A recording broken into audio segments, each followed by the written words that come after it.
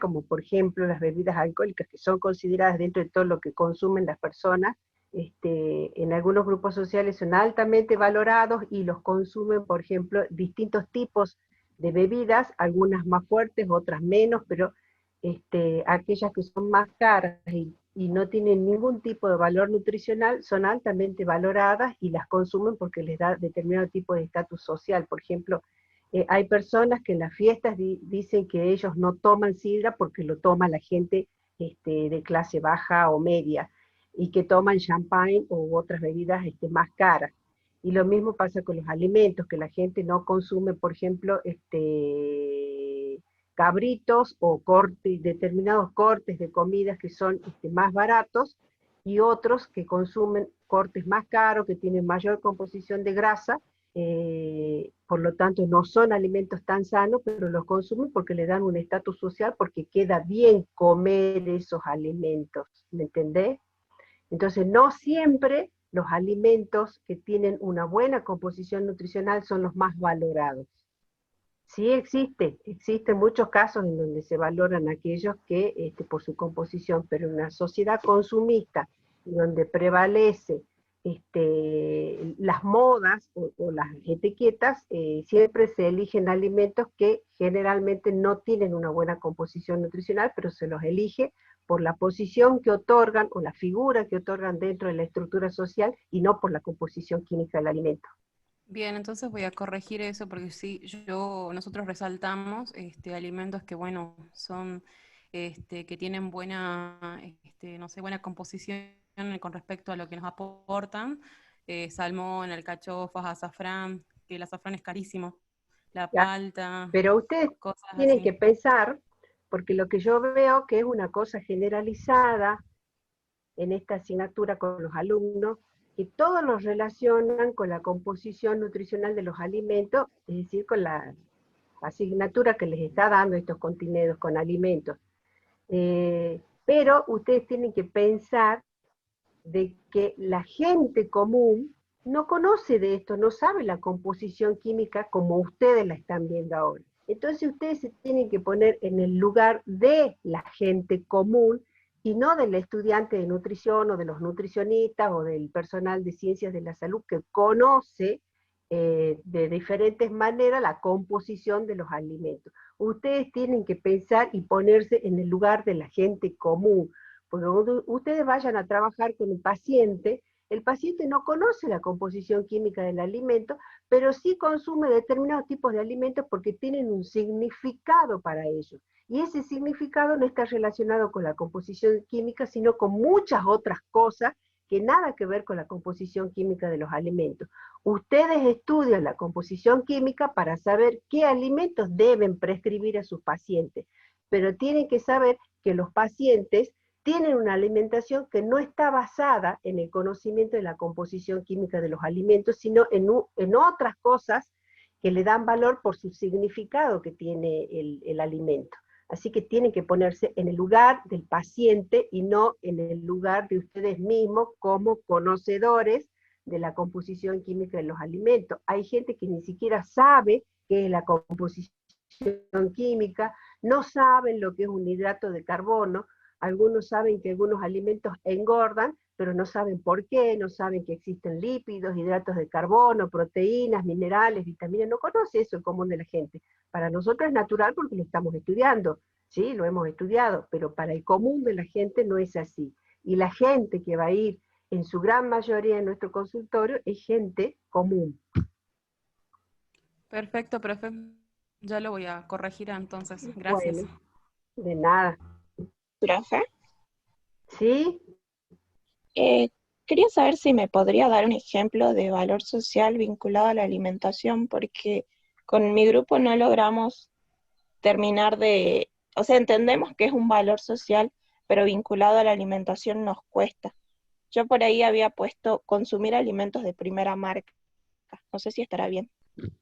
Bueno, la gente, está bien, la gente generalmente compra los alimentos de primera marca, porque que supone que es el mejor alimento, ¿sí? Entonces valoran los alimentos que dicen que sí, bueno, este alimento es bueno, sin saber cuál es la composición química, pero lo compro por el solo hecho de pensar que son buenos para la salud, y le otorgan un valor al alimento. Ese ejemplo está bien.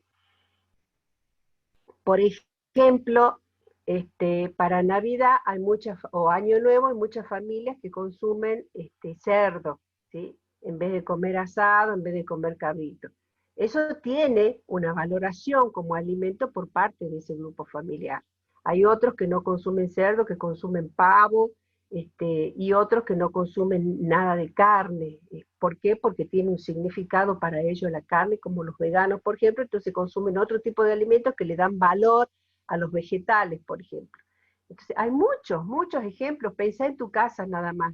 ¿Qué es lo que consumen y por qué lo consumen? ¿Por qué tu mamá te dice que tomes leche o que no tomes leche? Le da un valor social a ese alimento. Porque si fuera que no considera que es importante, que significa algo, que tiene un valor, no se le exigiría, por ejemplo, a los niños que tomen leche. ¿Sí? Tiene un significado el consumir leche. Como Bien, por ejemplo comer caviar, para algunos grupos sociales, no comen el caviar por el aporte nutricional que le otorga, sino por la posición que le da dentro de la sociedad. Sí, como caviar porque queda bien, porque me da estatus, y no por la composición química que tiene. Gracias, profe. De nada. Hola, buenos días, profe. Sí, buen día. Quería hacerle una consulta del trabajo práctico número 5, en el Sí. punto 5.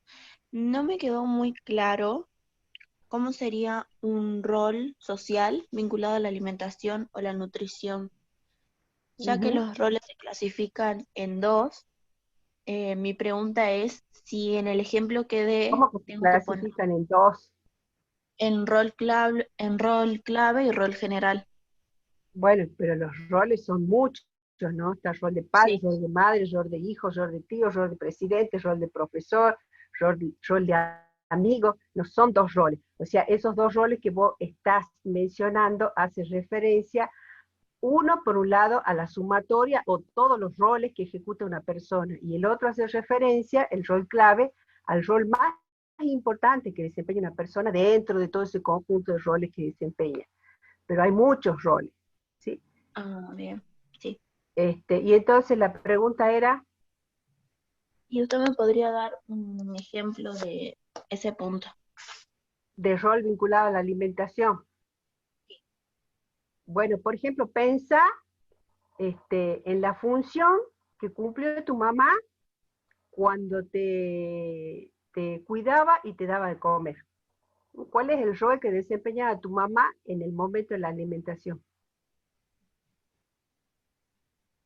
¿Cuál es el rol Darme que la... desempeñan, por ejemplo, los restaurantes en la ciudad de Salta? ¿Sí? ¿Cuál es el rol que desempeñan los profesionales nutricionistas con relación a los alimentos? Bien, ¿Sí? sí, bien. Bueno. Profe, y también tenía otra consulta relacionada a la autoevaluación número 4. Ujú.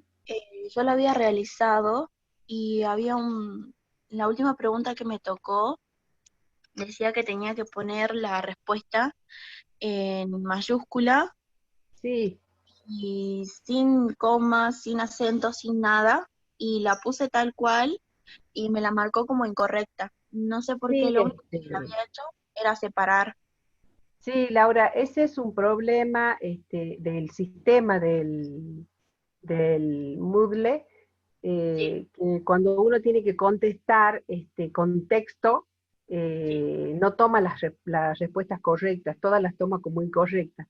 Pero Ah, en ese caso, cada profesora de cada comisión de prácticos lo va a considerar, porque nosotros accedemos a todas las evaluaciones, vemos la cantidad de intentos que hicieron, y bueno, y tomamos la que tiene el mayor valor. sí. Y ahí vemos de que en todos ha sucedido esto, salvo uno que otro caso, pero eso lo vamos a considerar nosotros lo vamos a tomar como correcto, aunque el sistema lo tome como incorrecto. Ah, bien, bien.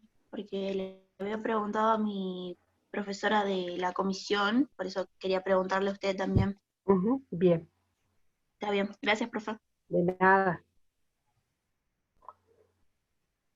¿No hay más preguntas? Pero, Bueno, ya que, sí, perdón, yo quería sacarme de una duda porque con nuestro grupo de trabajo creo que los valores sociales los interpretamos de otra manera, como dio usted el ejemplo. Por ejemplo, uno de los ejemplos que pusimos es incentivar a todo el sector gastronómico a la elaboración e inclusión de alimentos para un menú apto para celíacos. Creo que está mal, porque nosotros lo vimos más por el lado de cómo la sociedad tiene que respetar, no sé, cómo incluir, ustedes tienen cosas que así. pensar que si le dan una vueltita de rosca, capaz que queda bien el ejemplo, pero ustedes primero tienen que pensar qué es el valor social, ¿sí? Son criterios en virtud de los cuales se juzga sobre la importancia del alimento, por ejemplo. Entonces ustedes piensen, el valor de la leche. ¿Cuál es el valor social de la leche? ¿Sí? ¿Por qué se da la leche al niño? La leche implica que el niño crezca sano, fuerte, es el primer alimento que tiene el niño. Entonces es un alimento altamente valorado. Entonces la leche en los primeros años de vida es un valor, es un alimento que tiene un alto valor social por su significación, por todo lo que significa consumir leche. Cuando el niño no consume leche en los primeros años de vida, no crece sano. ¿Mm? Entonces tienen que pensar, eligen un alimento y piensan cuál es la importancia que ese alimento le da a la sociedad y que tiene para cada una de las personas. Y en función de eso sacan el valor social otorgado al alimento. El valor social lo adquiere un alimento por la utilidad que les da a las personas. La relación social con el alimento se establece en función de lo que el alimento le otorga a las personas. ¿Sí? Supongamos el pan. ¿Sí? El pan en la mesa es un alimento que acompaña a las comidas. Y después tenemos el pan en forma de hostia, que se da en las misas, por ejemplo, en la religión católica. ¿Sí? ¿Cuál es el valor social que tiene el pan en esas dos instancias? Para un lado, desde el punto de vista religioso, significa una cosa, significa el cuerpo de Cristo, consumirlo significa purificarse y un montón de otras cosas relacionadas con la religión. El pan sobre la mesa, ¿qué significado tiene? Es totalmente diferente a este de la hostia, ¿me entienden?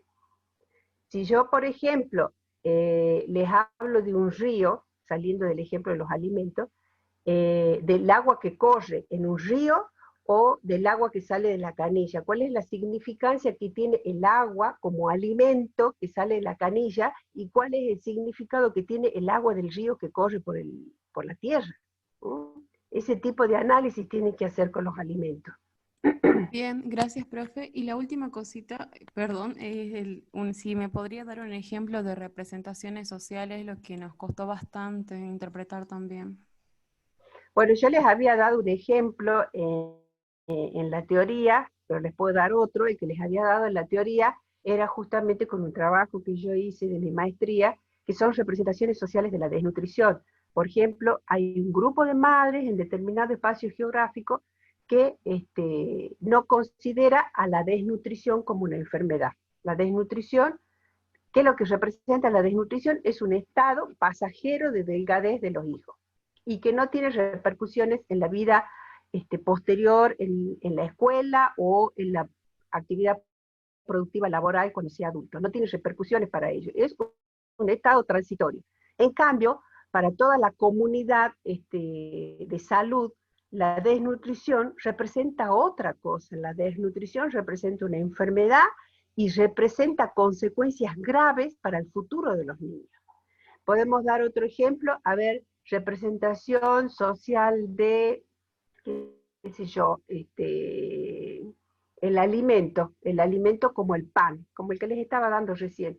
¿Qué representa el pan para determinados grupos sociales?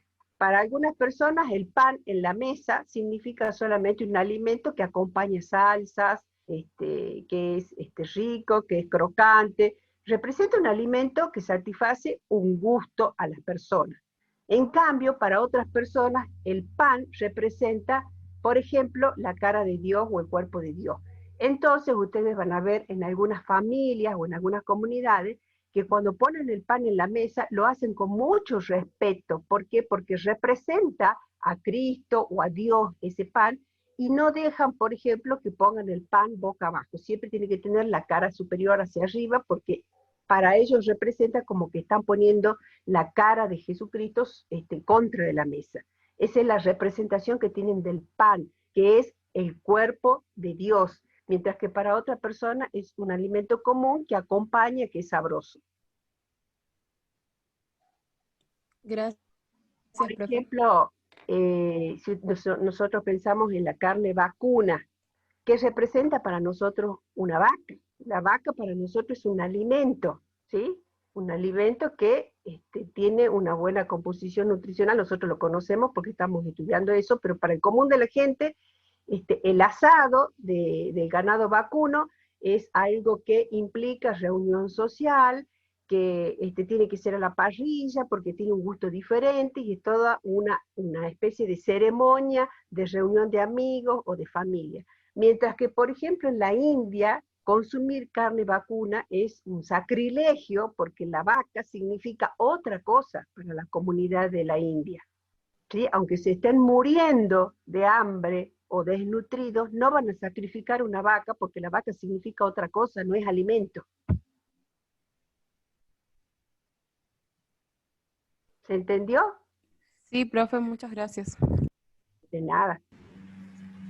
Profe, buenos días. Buen día, Mariela, ¿cómo estás? Bien. Acá en el chat una alumna, Ana Valenzuela, pregunta si los roles se los otorga uno mismo. Los roles, no es que los otorgan, los roles ya están institucionalizados, ya están aprobados. El rol de padre, el rol de empresario, el rol de presidente, el rol de profesor, ya están aprobados, legitimados, ¿sí? Uno elige los roles, uno elige ser padre, uno elige ser estudiante de nutrición, uno elige ser profesor de nutrición, uno elige ser presidente, uno elige ser médico, uno elige ser nutricionista. Uno elige los roles.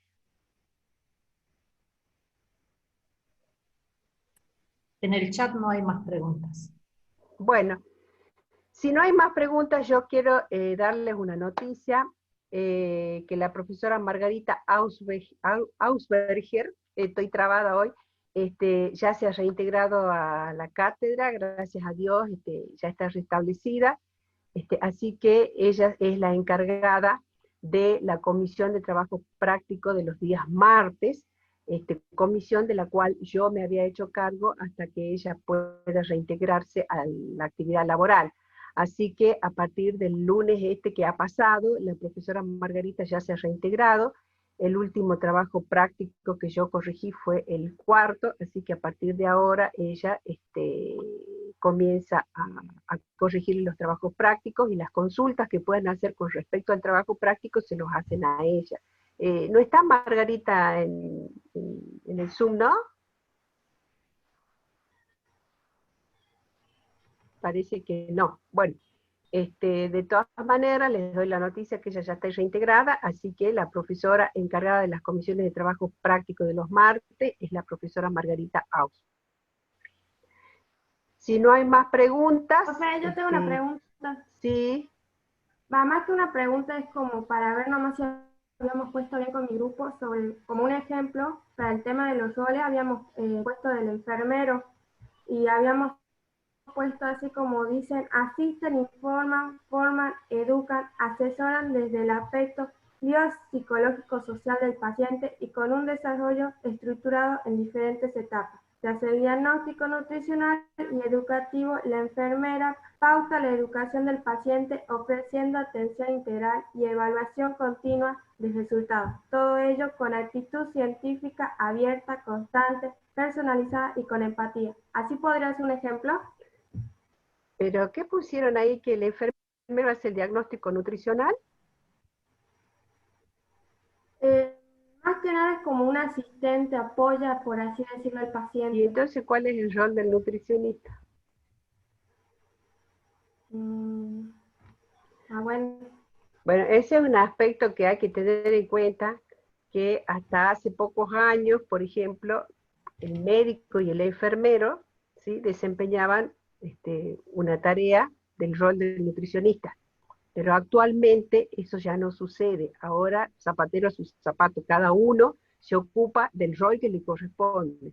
El nutricionista es el que hace la evaluación nutricional y antropométrica del paciente. El enfermero lo que puede hacer es contribuir con el nutricionista tomando las medidas antropométricas, y el que hace la interpretación de esas medidas es el nutricionista. Pero, ¿qué decía el punto, el ejercicio? ¿Qué es lo que le pide la consigna?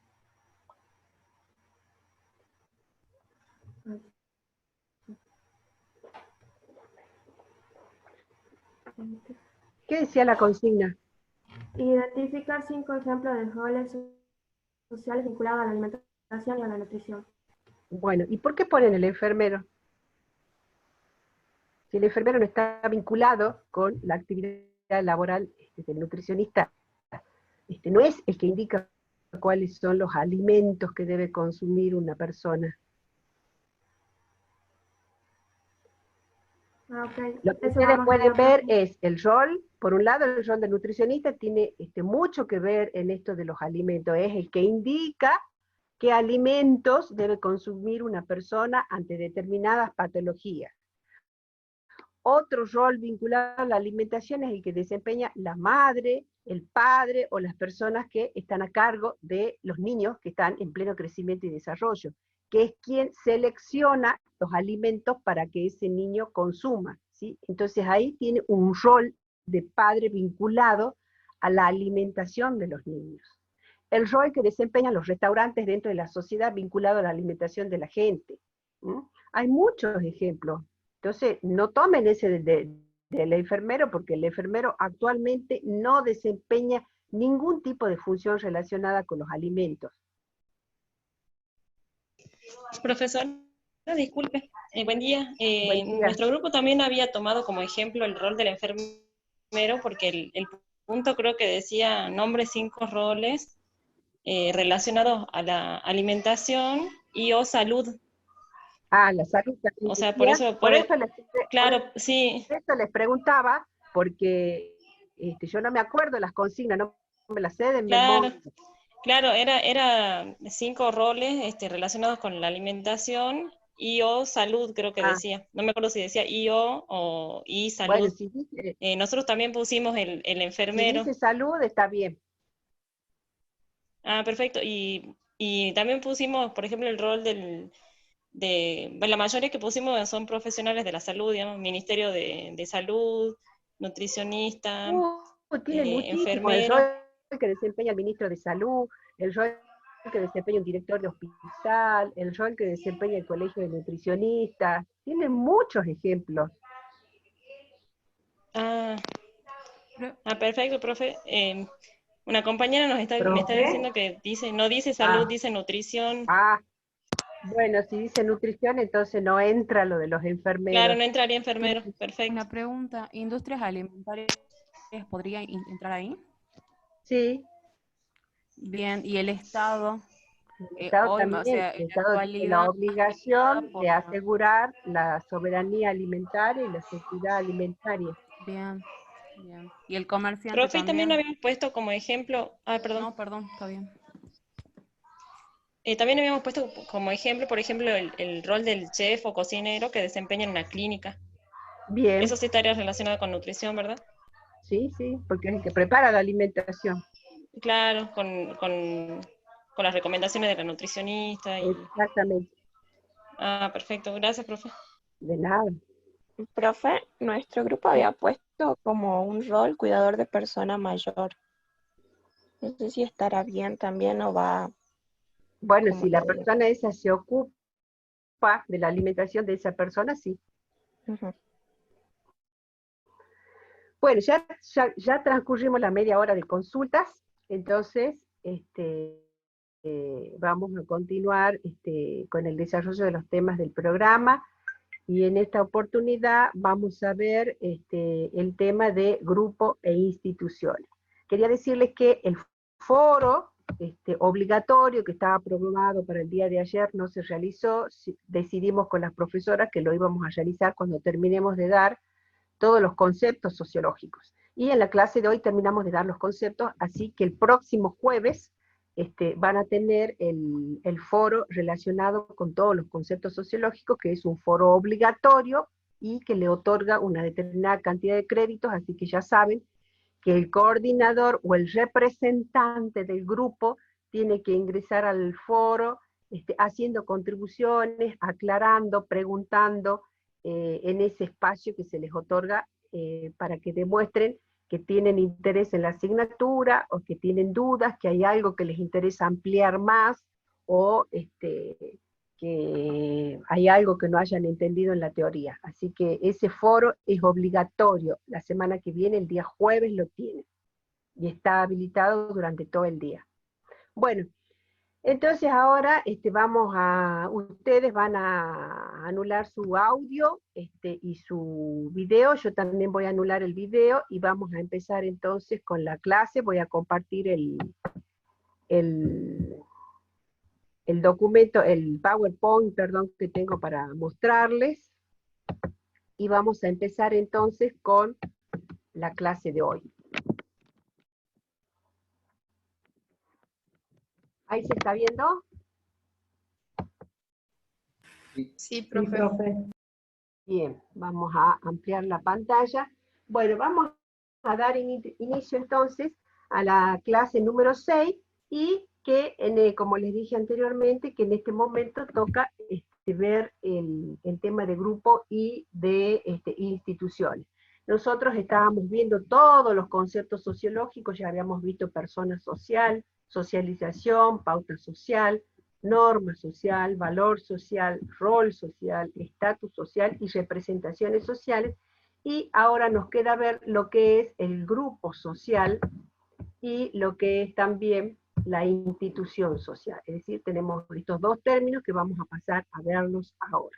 Entonces vamos a empezar con aquello que es grupo. Y podemos definirlo sociológicamente al grupo como una unidad social identificable, permanente y estructurada de personas que interactúan y socializan a través de un conjunto de pautas, normas, valores y representaciones en torno a una función social. Ustedes ven esta definición, y en esta definición tenemos términos que ya conocemos y términos que son nuevos y están incluidos en esta definición. Así, por ejemplo, tenemos un término que no lo hemos definido todavía, que es la identificable, la identificación del grupo dentro de la sociedad, la palabra permanente, estructurada. Sabemos ya lo que son personas sociales, lo hemos visto, es el primer concepto que hemos visto cuando comenzamos a desarrollar los conceptos sociológicos, o las constantes sociológicas también se denominan. Sabemos lo que es la interacción. Cuando hablamos de personas sociales dijimos que lo más importante de las personas sociales es que interactúan con sus semejantes y que socializan a través del proceso de socialización. También sabemos lo que es socializar. Sabemos lo que son pautas, habíamos dicho que son comportamientos generalizados, estandarizados, regularizados. Hicimos la diferencia de pauta con norma, cuando una pauta se convertía en norma. Sabemos lo que son valores, es el grado de importancia que se le da a un comportamiento, y vimos también lo que son las representaciones sociales, que estaban referidas a todas aquellas ideas, sentimientos, percepciones, imágenes que las personas tenían acerca de un elemento. En este caso serían, por ejemplo, las representaciones que tienen acerca de un alimento. Y todo eso en torno a una función social, es decir, la función hace referencia a lo que es el rol. Entonces, si nosotros conocemos cada uno de estos términos que yo he resaltado con azul, podemos interpretar la definición de grupo. Entonces sabemos que es una pluralidad de personas, ¿sí?, que es identificable. ¿Y por qué es identificable? Porque tanto sus miembros como aquellos que no lo integran, es decir, los observadores externos, aquellos que no forman parte del grupo, lo identifican o reconocen su existencia en la sociedad, saben de la existencia del grupo en la sociedad. Los grupos secretos son identificados dentro de la sociedad aún cuando la pertenencia a ellos sea oculta o no se conozca particularmente a cada miembro del grupo. El hecho es de que la sociedad sabe de la existencia de todos los grupos dentro de la sociedad. Por ejemplo, sabemos que existen sectas, aunque no seamos parte o integrantes de esas sectas, la sociedad sabe que existen y los identifica con determinado tipo de prácticas. Sabemos que existen, por ejemplo, grupos sociales dedicados a realizar obras benéficas, y aunque no formemos parte de ese grupo, sabemos que existen los grupos de apoyo y de defensa hacia los animales, aunque no formemos parte, sabemos que están los grupos dentro de la sociedad. A eso se refiere cuando decimos que son identificables, ¿sí? ¿Y qué quiere decir cuando decimos permanente? ¿Sí? Estamos definiendo o conceptualizando cada una de estas tres palabras que no teníamos desarrolladas. El resto de las palabras sí las conocemos. En cambio, identificable, ya se los dije. ¿Y por qué decimos que es permanente? Porque todo grupo debe perdurar o tener una duración determinada en el tiempo. Esta permanencia es lo que hace notar la diferencia de los distintos grupos dentro de la sociedad según la función que desarrolla. Entonces, cuando la función sea más valorada y más importante, los grupos van a permanecer más tiempo dentro de la sociedad porque necesitan ese tiempo para desempeñar un rol, es decir, cumplir una función dentro de la sociedad. Y la tercera palabra que dice que es estructurado, ¿sí? Es una unidad social identificable, permanente y estructurado.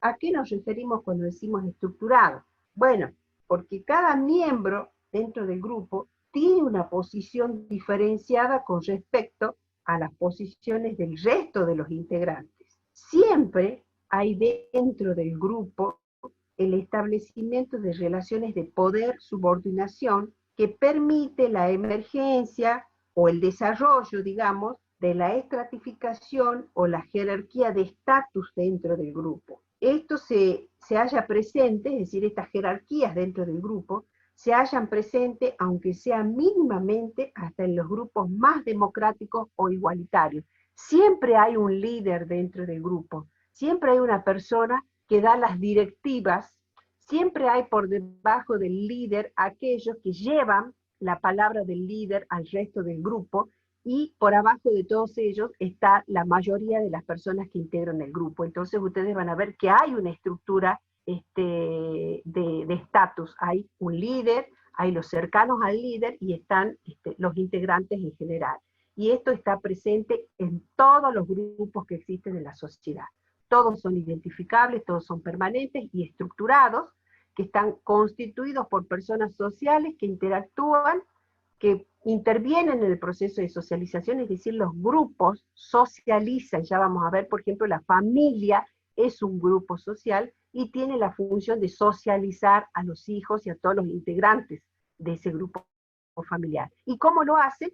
A través del proceso de socialización, que consiste en transmitirle a todos esos integrantes el conjunto de pautas, de normas, valores y representaciones de la cultura de ese grupo. Es decir, cumplen una función social, los grupos cumplen una función social dentro de la sociedad. ¿Estamos hasta ahí? ¿Se entiende lo que les dije? No hace falta que definamos los otros términos, porque ya tomamos clases enteras para definir persona social, interacción, socialización, pautas, normas, valores y representaciones, como también rol. ¿Se entiende este concepto?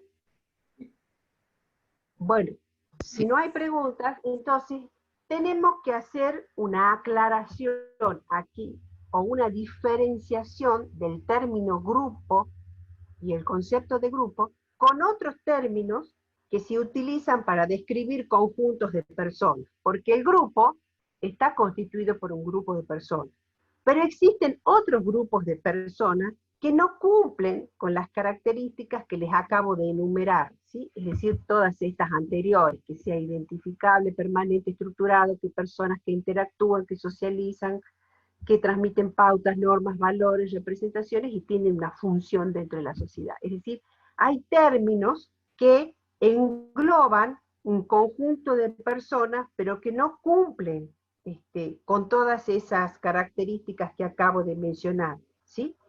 Y esos dos términos son el conglomerado y la categoría.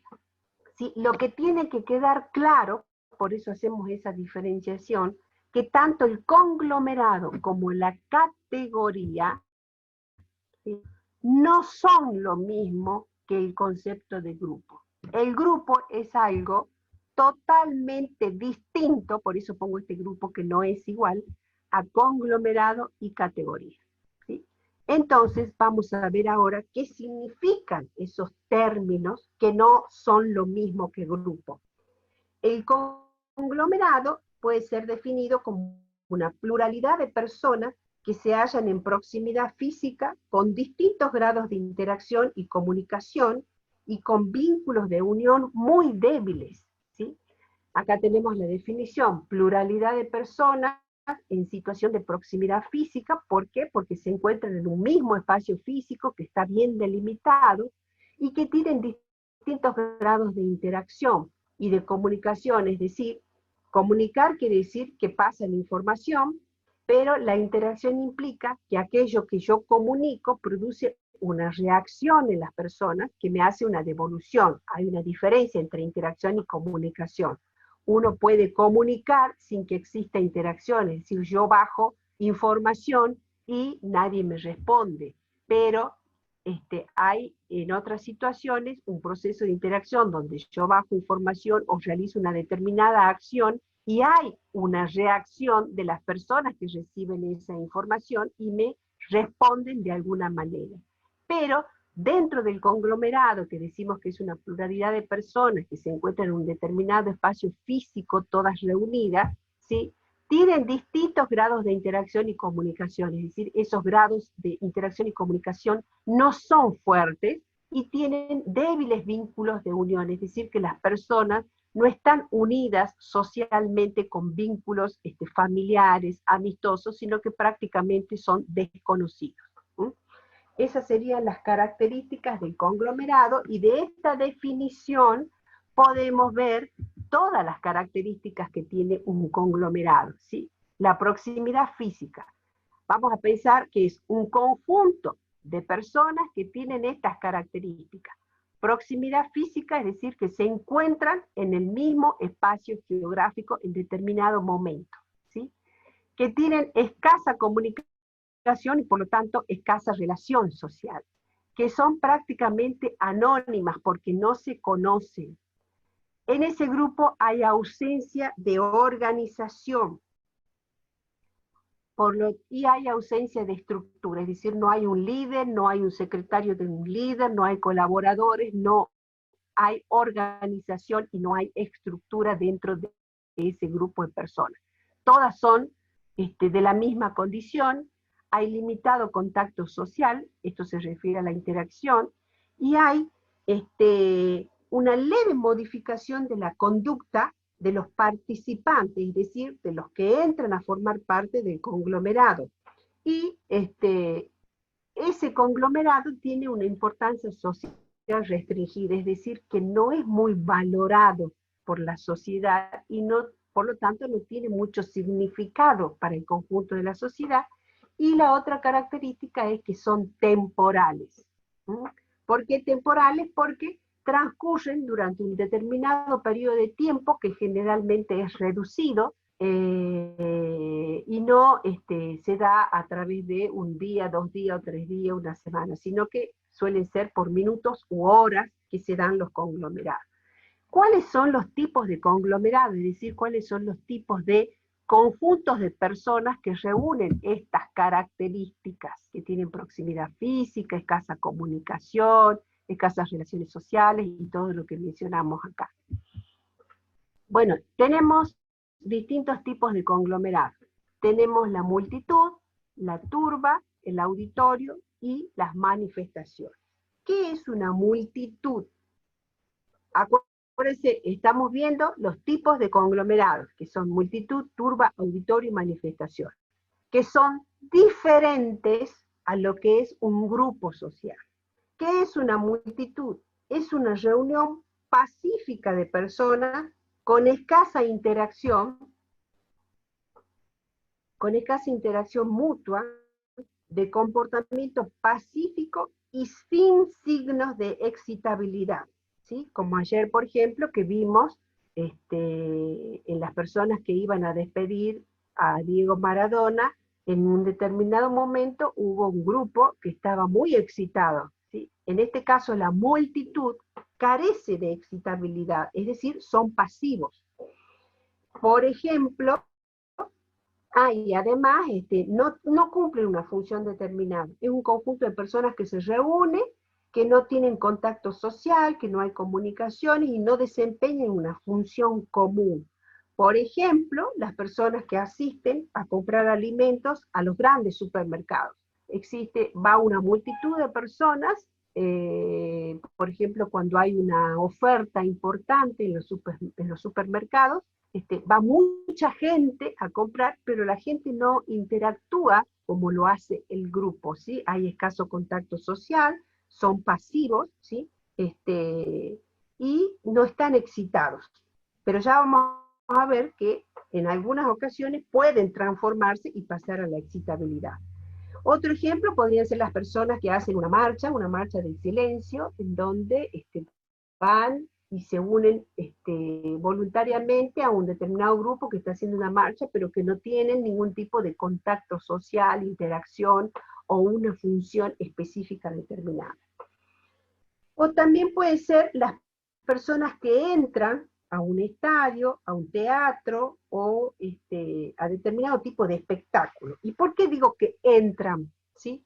Porque la multitud, en este caso, serían las personas que pasivamente acuden a la entrada de un estadio, por ejemplo, o de un teatro, y en donde van a ver una función. En ese momento en que están entrando, ¿sí? Son una multitud, porque no interactúan, no se conocen, son pasivos y han ido voluntariamente a ver un espectáculo.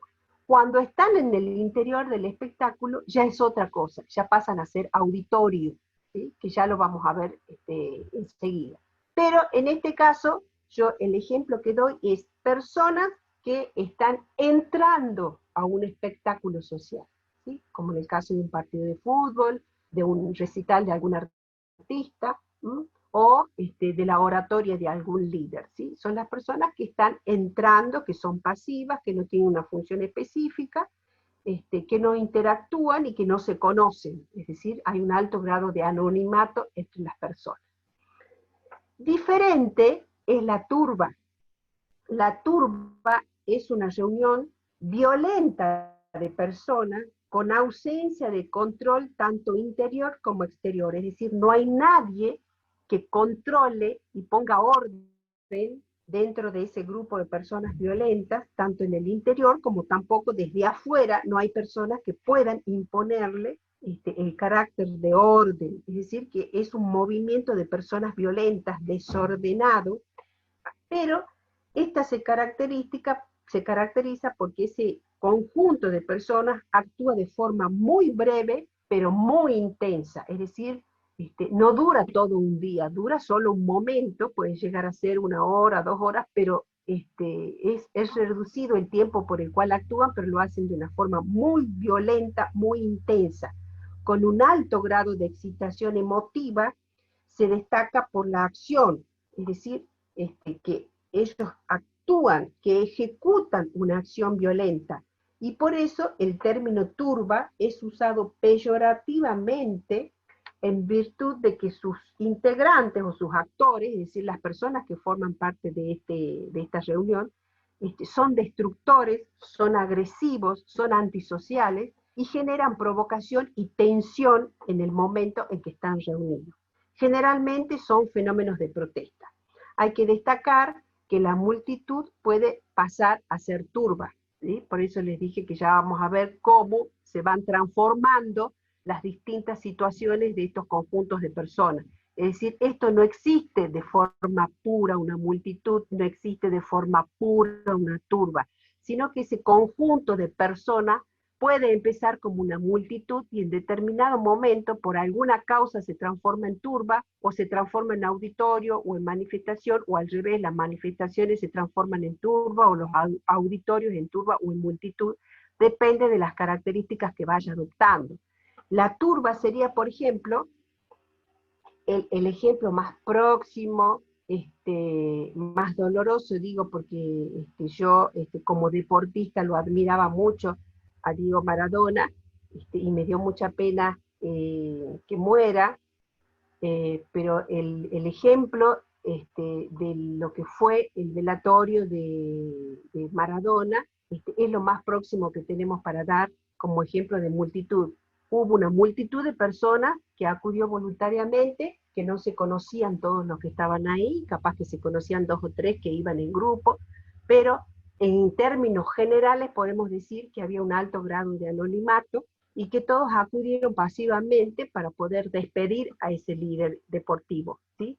Pero en un determinado momento se transformó en una turba por alguna razón que tal vez la desconozcamos nosotros, pero lo que decían los medios era porque ya se cumplía el plazo en el que iban a cerrar la Casa Rosada y no iban a poder entrar más a verlo a Maradona, porque ya se lo llevaban al cementerio, es decir, era hasta las 4 de la tarde, la hora se aproximaba, y había mucha gente, había 27 cuadras que no lograban llegar para poder despedir a su líder. ¿Sí? Entonces, en ese momento, por un núcleo determinado de personas se transforma en grupo y comienza a haber todas estas acciones violentas, agresivas, que generaban provocación y tensión dentro del grupo.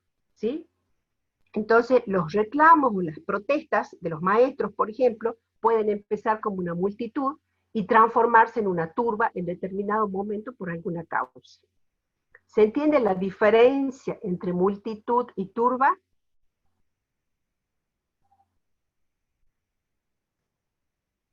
Bueno, parece que sí. Entonces, Sí, profe. Bueno, gracias, chicos. Entonces, por ejemplo, puede haber una multitud que sale a reclamar que pare la inflación y el aumento de los precios de los alimentos, ¿sí? Para relacionarlo con el tema de la carrera de nutrición, que sale a reclamar que bajen el precio de los alimentos o que no continúe aumentando el precio de determinado tipo de alimentos. Sale la gente a la calle a manifestarse de forma pacífica, pero en algún momento, ¿sí? Por alguna causa, como les digo, se transforma en turba y termina todo en un desastre con acciones violentas, agresivas, que provocan la tensión y la provocación dentro del resto de las personas que no quieren participar, y termina siendo todo un gran desastre, ¿sí? Con personas, escuchan a mi perro como ladra, es porque ha llegado el albañil.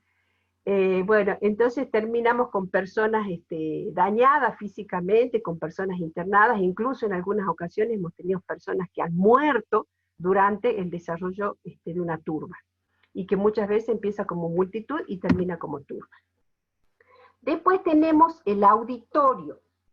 El auditorio es diferente a turba y multitud. El auditorio también es un conglomerado, pero es una reunión pasiva que puede ser física o virtual, pero libre, voluntaria, de personas que presencian un acto o un espectáculo en carácter de oyente o espectadores. Es decir, que aquí no hay un proceso de interacción, las personas solamente reciben información, por eso decimos que son oyentes o espectadores, y no realizan una acción conjunta, sino que asisten individualmente y reciben una información.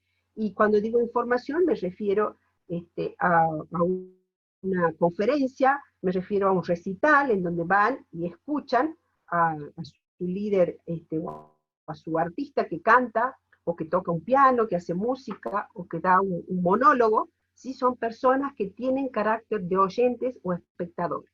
¿Y por qué hago acá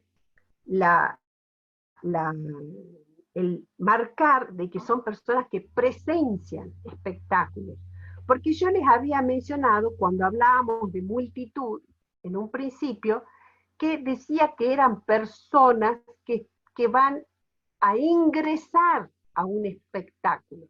En ese momento del ingreso, cuando están pasivas y van entrando al estadio, por ejemplo, o al teatro, es una multitud. Y cuando ya están adentro, ¿sí? Cuando están adentro del teatro o del estadio, se transforman en auditorio. ¿Por qué? Porque van a escuchar, a presenciar y sin actuar, ¿sí? Entonces vemos cómo una multitud puede transformarse en un auditorio, o cómo una multitud puede transformarse en una turba, o cómo un auditorio, cuando hay personas dentro de un teatro, por ejemplo, o de un estadio donde están viendo un recital, por ejemplo, pueden transformarse en determinado momento en una turba. ¿Vamos hasta ahí?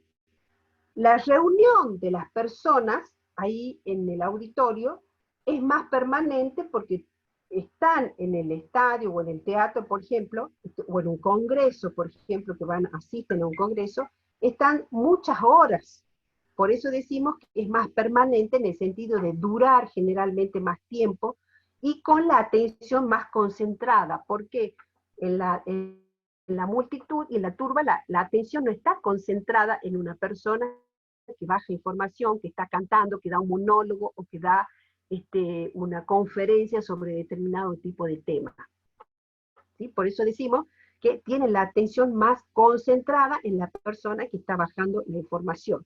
Y entonces el ejemplo es esto que les estoy diciendo. Personas que asisten a una conferencia de nutrición, por ejemplo, mientras no sean conferencistas y estén en calidad de oyentes o de espectadores, el ejemplo serían las conferencias de educación virtual, por ejemplo, que están muy en boga en este momento de pandemia, los cursos, cuando somos solamente asistentes de curso y no disertantes, espectáculos artísticos de diferentes grupos artísticos o congresos, pero siempre en carácter de asistentes y no de disertantes o de ejecutores de una banda, ¿sí?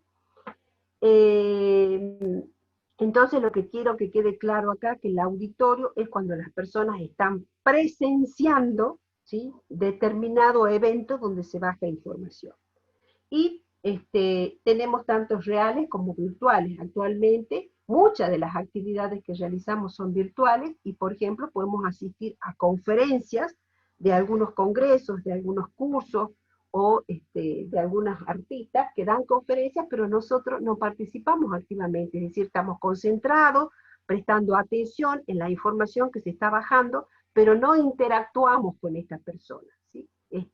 Nosotros podemos llegar a interactuar en algún momento en el auditorio, pero de una manera muy escasa, por ejemplo, aprobando o desaprobando con los aplausos, con los silbidos, o con voces de aliento o desaliento cuando nos gusta la canción, o cuando no nos gusta la canción, o cuando el que está disertando comete algún error. Pero hasta ahí llega el tipo de interacción que se establece entre los que dan el espectáculo y los que están en calidad de oyente o de asistente o espectador. Y después tenemos las manifestaciones, ¿sí? Son otro tipo de conglomerados y la podemos definir como el conjunto de personas que se congregan deliberadamente, y aquí la palabra clave es deliberado, ¿sí? Se reúnen deliberadamente con el fin de promover, defender o fomentar una idea, una creencia, una causa o algún credo. Además de espectadores y oyentes, las manifestaciones tienen protagonismo con su participación, un protagonismo efectivo, con una acción colectiva efectiva. Pero en este caso es organizado Cuando yo digo que la palabra clave es deliberada, que las personas se congregan deliberadamente, es porque las personas, ¿sí?, se manifiestan intencionalmente, ¿sí?, sobre algo, asisten voluntariamente luego de que han discutido cómo se va a organizar o se va a realizar esa manifestación. Es decir, no es como la multitud que no se organiza, las personas no se reúnen previamente para, así, es decir, todas las personas que van a algún lugar, por ejemplo, las que van a entrar a un espectáculo, no se organizan previamente las personas que asisten. En la turba no hay organización, pero ni un mínimo de organización. Y en el auditorio tampoco las personas se organizaron previamente, o sea, el conjunto o la totalidad de las personas que están en un auditorio no se organizaron previamente, no discutieron previamente cómo van a llevar a cabo ese tipo de conglomerado. No, en las manifestaciones, digo que la palabra clave es la deliberación. ¿Por qué? Porque deliberar significa discutir, consensuar, ponerse de acuerdo cómo se va a realizar algo. Entonces, las manifestaciones se caracterizan porque las personas se congregan deliberadamente, es decir, que previamente, ¿sí?, se han reunido intencionalmente, voluntariamente, y han discutido de qué manera van a llevar a cabo esa manifestación. Y así tenemos, por ejemplo, las marchas que hacen algunas personas, por ejemplo, la marcha de las dos vidas.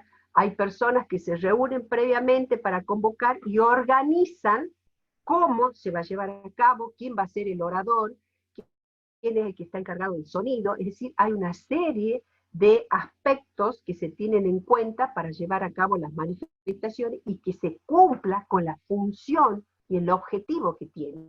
En este caso, las manifestaciones tienen una función social y cumplen un objetivo determinado, ¿sí? Así, por ejemplo, tenemos las manifestaciones o marchas por Ni Una Menos, las manifestaciones por planes sociales, siempre que estén organizadas, son manifestaciones. Cuando no son organizadas, pueden ser multitud, turba o auditorio. Estas serían entonces los tipos de conglomerados, ¿sí? Y sabemos que tenemos que recordar siempre que los conglomerados son muy diferentes a lo que es un grupo, la función de un grupo. Ya vimos las características del grupo y ahora estamos viendo las características de aquello que no es grupo y que no debemos confundirlos con grupos. Y habíamos dicho que eran los conglomerados y las categorías. Vimos los tipos de conglomerados y ahora vamos a ver entonces las categorías. Perdón, había hecho este cuadrito para que veamos las diferencias que existen entre multitud, turba, auditorio y manifestación, ¿sí? Y acá tenemos, por ejemplo, que la manifestación, mejor dicho, la materialización de la multitud es pacífica, como también la del auditorio y la manifestación. Es decir, la única que se expresa de manera violenta es la turba, ¿sí? Pero recordemos que cualquiera de estas dos, tres, la multitud, el auditorio y la manifestación, pueden transformarse en turba. En cuanto al grado de excitabilidad, ¿sí?, vemos que al ser violenta la turba, hay un alto grado de excitabilidad. La multitud no tiene excitabilidad y las otras dos, el auditorio y la manifestación, tienen un mediano grado de excitabilidad en el sentido, por ejemplo, del auditorio, que les decía que la gente cuando está escuchando que canta su líder, qué sé yo, no sé, Ricky Martin, los VG, bueno, los VG me delata la edad, ¿no? Bueno, determinado tipo de cantante o de actor, ¿sí? La gente reacciona aplaudiendo, gritando, silbando, por eso, pero no es violenta, por eso decimos mediana excitabilidad, como por ejemplo en la manifestación también. En cuanto a la interacción en la multitud, hay escasa interacción, a menos que las personas conversen en la puerta cuando están entrando a un determinado evento, pero es muy escaso el tipo de interacción que se establece entre las personas.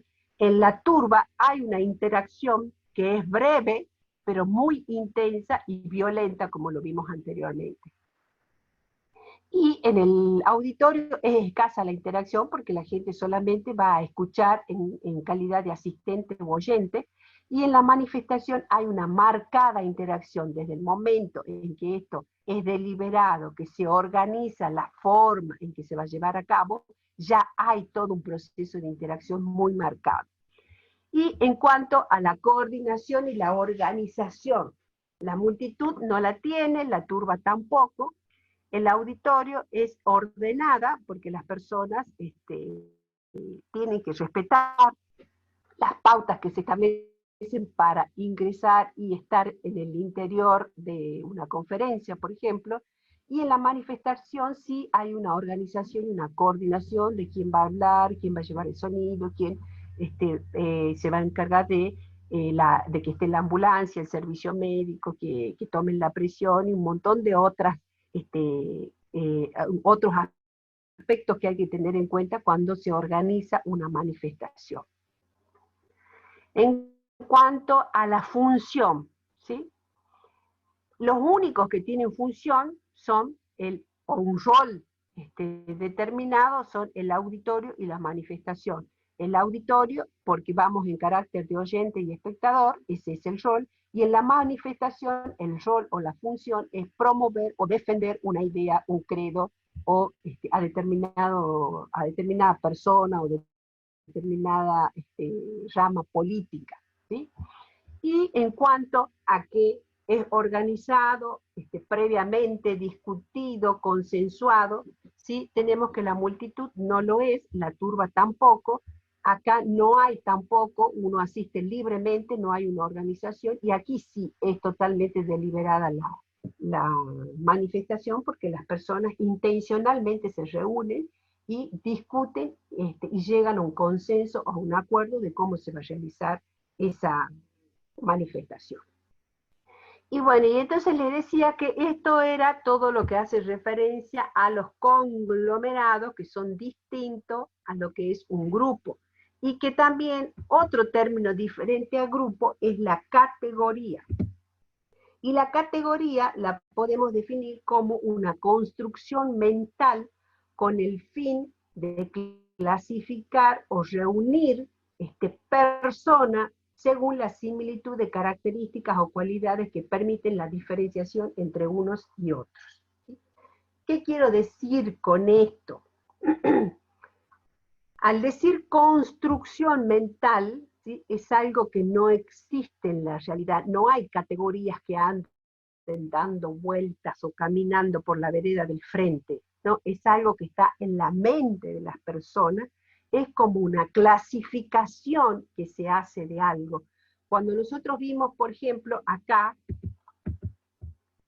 los conglomerados, y vimos los tipos de conglomerados, ¿sí? Esta es una clasificación de los conglomerados, que es lo mismo que una categorización de los conglomerados. Y así vamos a tener, por ejemplo, categorías de jóvenes. Si nosotros queremos hablar de los jóvenes, vamos a decir que existen distintas categorías de jóvenes. No están todos juntos en una categoría. Los jóvenes están todos dispersos, pero a los fines interpretativos, ¿sí? Se construye una categoría, es una construcción mental, por eso decimos eso, para poder decir qué tipos de jóvenes existen en la sociedad. Entonces, ¿cuáles podrían ser las categorías de jóvenes que se construyen de acuerdo a esas similitudes que tienen de características o cualidades que los diferencian de otros jóvenes? Y tenemos los jóvenes artistas, tenemos los jóvenes deportistas, tenemos los jóvenes religiosos, tenemos los jóvenes políticos, es decir, que de acuerdo a las características o a las cualidades que tengan determinado tipo de jóvenes, vamos a decir, bueno, este pertenece a esta categoría. Si se dedica a la política y se está formando en el ámbito de la política, vamos a decir que corresponde a la categoría de los jóvenes políticos. Si es una persona que ha entrado al sacerdocio y se está dedicando a llegar a ser un sacerdote, un obispo, o que, por ejemplo, el Papa, ¿sí? vamos a decir que corresponde a la categoría de los jóvenes religiosos, y así lo mismo ocurre con los deportistas, aquellos que practican deportes, que se entrenan, que tratan de cumplir con una rutina diaria, vamos a decir que son personas jóvenes que corresponden a la categoría de los deportistas. Lo mismo ocurre, por ejemplo, con aquellos relacionados con las adicciones, y podemos tener la categoría de los fumadores y los no fumadores. Podemos tener, por ejemplo, en cuanto a los desnutridos, tenemos la categoría de los desnutridos leves, la categoría de los desnutridos moderados y la categoría de los desnutridos graves, ¿sí? No están todos los desnutridos leves juntos en un espacio físico determinado, no, están en la mente del investigador o del observador, que dice que existen niños, por ejemplo, o personas que están desnutridas de forma leve. Entonces decimos que todos aquellos que tengan una desnutrición leve corresponden a la categoría de los desnutridos leves. Y lo mismo ocurre con los moderados, los graves. Lo mismo ocurre con las enfermedades, por ejemplo. Nosotros tenemos a todos los enfermos, pero existen distintas categorías de enfermos. Tenemos la categoría de los enfermos cardíacos, la categoría de los enfermos hepáticos, la categoría de los hipertensos, la categoría de los renales, ¿sí? O tenemos, por ejemplo, aquellos que tienen más de una enfermedad, y son hipertensos, cardíacos, hepáticos, entonces es la categoría de las enfermedades complejas, ¿no? Y en la sociedad también tenemos categorías. Cuando nosotros hablamos de estructura social, hablamos, por ejemplo, de las distintas clases sociales que hay en la sociedad. Y las clases sociales son categorías, ¿sí? Tenemos la categoría de la clase social alta, media, baja, la categoría de los adinerados o no adinerados, la categoría de los ricos o la categoría de los pobres.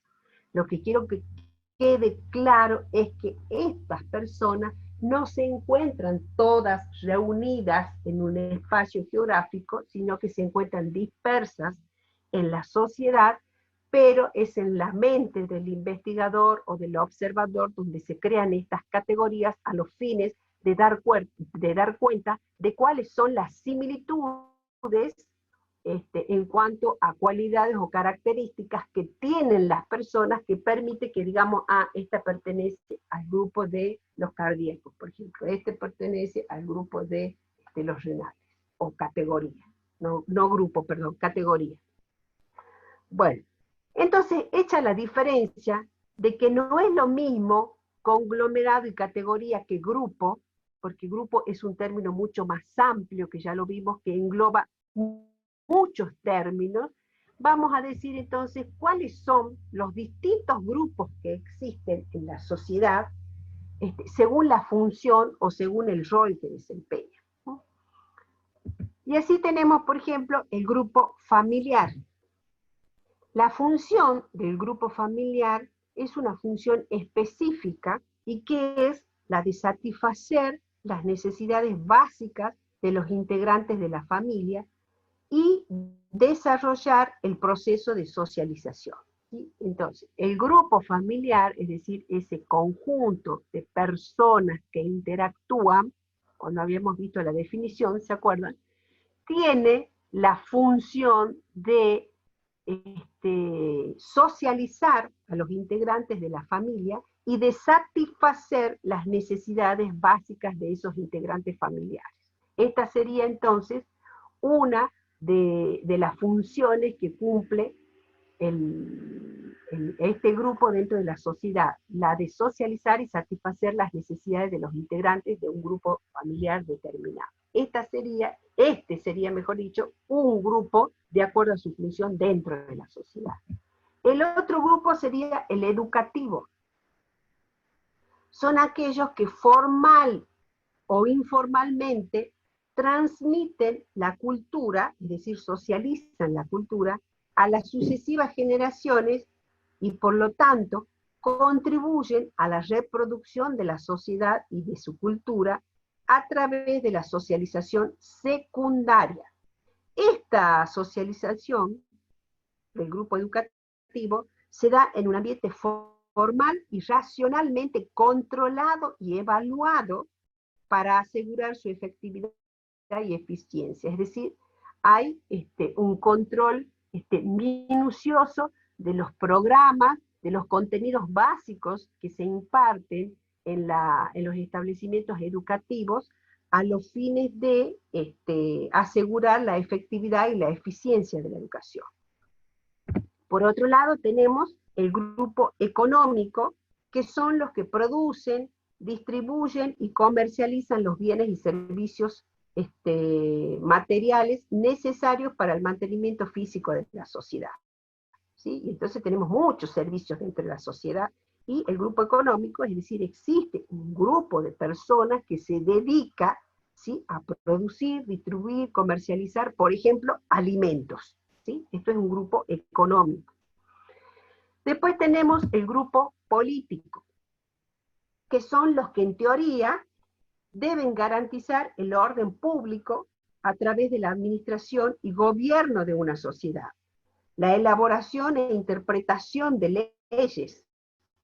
En este grupo se incluyen los partidos políticos, el poder judicial, el poder legislativo, el poder ejecutivo, el ejército, unidad militar, la policía, los bomberos. Es decir, dentro del grupo político están todos aquellos encargados de mantener el orden social, y además dentro de están aquellos que legislan, es decir, construyen las normas necesarias para mantener el orden social, y se ocupan de hacer cumplir esas normas.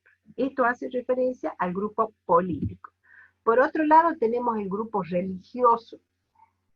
Se conforma por las personas que coinciden en su concepción del mundo en relación a Dios y a los hombres, y en el compartir una práctica normalizada y estandarizada y socializada con valores y normas de comportamiento análogos, es decir, similares.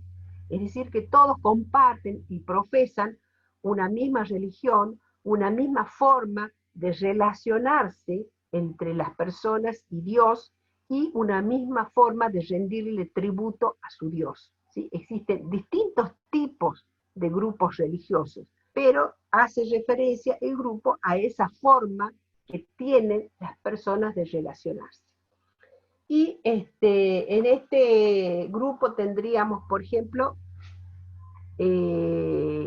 a la iglesia, ¿sí?, a los grupos como Palestra, por ejemplo, que son jóvenes que se reúnen en la sociedad y también realizan actividades religiosas, actividades de beneficencia para la sociedad desde el punto de vista religioso, y profesan la solidaridad, el compañerismo dentro de la sociedad.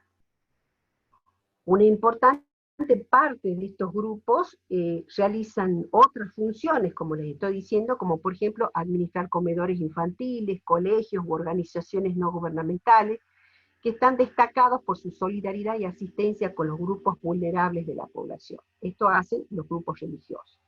Y después tenemos el grupo recreativo, que está constituido por aquellos que realizan actividades para satisfacer las necesidades de descanso y recreación, como por ejemplo los diferentes clubes, las asociaciones deportivas, las asociaciones artísticas, las asociaciones espirituales, etc. Existen muchos grupos que se dedican a organizar y ejecutar actividades recreativas, tanto deportivas como culturales o artísticas. Y después tenemos el grupo sanitario, que es el que más nos interesa a nosotros, que está constituido por el personal de la salud y todos aquellos que se ocupan de promocionar la salud y de prevenir y tratar las enfermedades. Y así tenemos los hospitales, la gente, los grupos de gente que trabajan en los hospitales.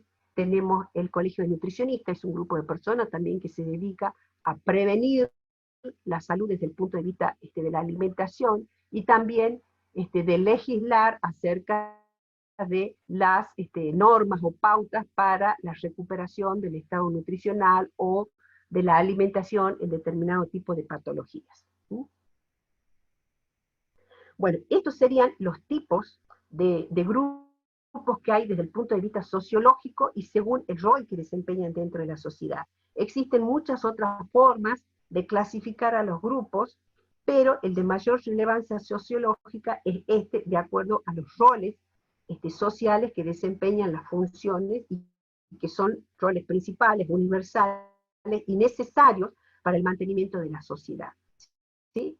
Existen otras maneras, como por ejemplo de clasificar a los grupos de acuerdo a otros criterios que pueden ser, por ejemplo, la ascendencia común de las personas, es decir, de acuerdo a la descendencia consanguínea, ¿sí? Es decir, por los grupos de sangre. También se puede decir que existen grupos por proximidad territorial, es decir, que se constituye un conjunto de personas en grupos porque conviven en un mismo territorio. También se pueden constituir grupos por semejanzas en las características físicas de las personas, ¿sí? Características, por ejemplo, de una determinada forma de vestirse. Existen grupos que se visten todos de la misma manera, o existen grupos que todos tienen las mismas características étnicas o raciales. Como vemos, hay distintas formas de clasificar los grupos, pero como les dije, la más de mayor relevancia sociológica es de acuerdo a su función. Y existe una clasificación también muy rudimentaria, como por ejemplo el grupo primario y el grupo secundario. El grupo primario es aquel que está relacionado con la familia, con relaciones de tipo afectivas, involuntarias, porque uno a la familia no la elige, relaciones frecuentes, solidarias, informales, personales, y próximas con cohesión. Y después tenemos el grupo secundario, que el tipo de relaciones son no afectivas, poco frecuentes, son más bien formales, impersonales, de menor cohesión, y están reguladas por todo lo jurídico, que en este caso sería, por ejemplo, los grupos de trabajo.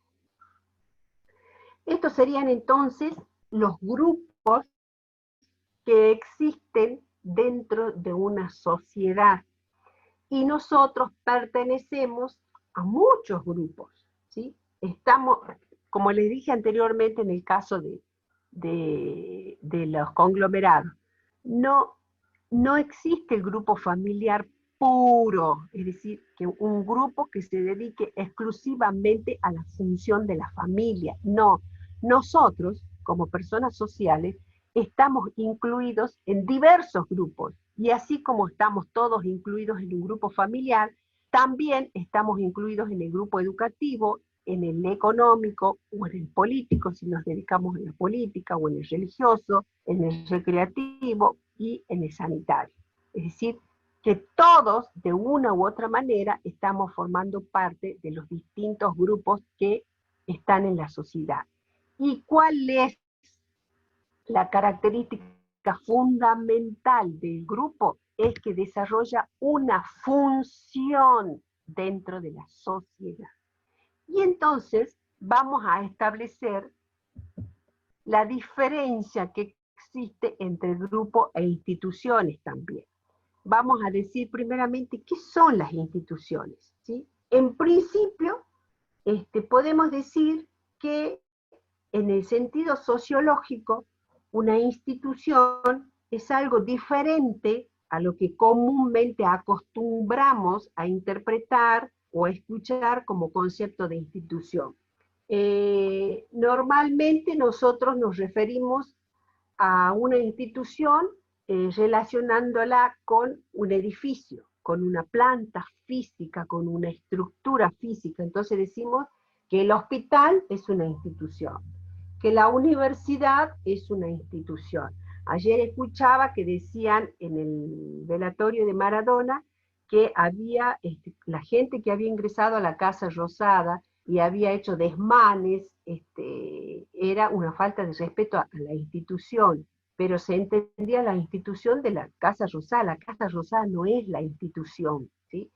El concepto sociológico no se refiere a ese espacio o a ese edificio físico donde se encuentran las personas trabajando. No, la institución tiene un concepto muy diferente a esto. Y vamos a decir entonces que las instituciones son estructuras relativamente permanentes, de pautas y normas, ¿sí? Miren, pautas y normas. O sea que no son edificios, ¿sí? Son un conjunto de pautas y normas, ¿sí? Que son permanentes, pautas y normas de comportamiento sancionadas, ¿sí? Es decir, que han sido legitimadas, unificadas, compartidas y centradas en la satisfacción de una necesidad básica de la sociedad. ¿Sí? ¿Qué decimos entonces que implica esta definición o concepto de institución? ¿Sí? Quiero que establezcan muy profundamente la diferencia que existe con el término común. No es un edificio, es una estructura, ¿sí? Es algo que está formado por pautas y normas de comportamiento. Las pautas y las normas, ¿sí? Constituyen lo que conocemos como roles. Acuérdense que los roles, ¿sí? Era un conjunto de pautas o normas en torno a una función social. ¿Y qué era la función social? El rol. Entonces las instituciones, ¿sí? Están constituidas por roles o funciones, es decir, por un conjunto de pautas y normas de comportamiento que son aceptadas y compartidas y legitimadas por el conjunto de la sociedad y que se crean ¿para qué? Para satisfacer una necesidad básica de la sociedad. Y entonces tenemos que la sociedad tiene muchas necesidades. Y entonces son los grupos, escuchen bien, los grupos los que elaboran las instituciones para satisfacer una necesidad. Aquí hay que hacer la diferencia que las instituciones no son personas ni son edificios. Los grupos son personas y las instituciones son pautas y normas que son elaboradas por las personas. ¿Sí? Que quede claro esto, que las personas son grupos y las instituciones son pautas y normas que son elaboradas por las personas o por los grupos. Entonces, si nosotros decimos que son los grupos de personas los que construyen o elaboran las instituciones, vamos a ver que existen una clasificación o una categorización de instituciones que responden a esos grupos que vimos anteriormente, ¿sí? Entonces, vamos a tener las instituciones principales, que son la familia, la institución económica, política, religiosa, sanitaria, educativa, ¿sí? Esas son las instituciones principales, ¿sí? Y después tenemos las instituciones subsidiarias que se encuentran contenido dentro de las principales, ¿sí? Las principales son aquellas que satisfacen necesidades básicas de la población y la sociedad. Y las subsidiarias son instituciones menores que se hallan enmarcadas dentro de las principales.